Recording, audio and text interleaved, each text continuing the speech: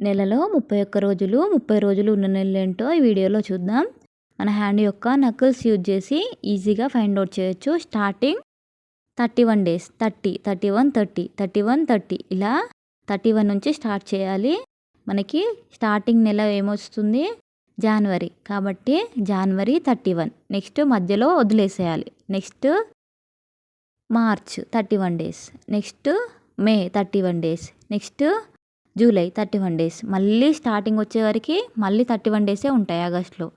Next October 31 days. Next December 31 days. Next నెలలో 30 రోజులు ఉన్న నెలలో చూద్దాం.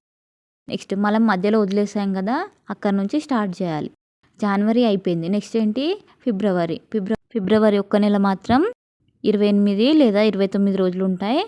Next April. Next June.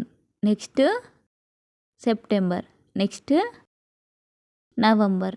ఇలా స్టార్టింగ్ 31 తీసుకొని ఒకటి వదిలేస్తూ ఒకటి 31 తీసుకోవాలి. నెక్స్ట్ మధ్యలోవి 30 డేస్ తీసుకోవాలి.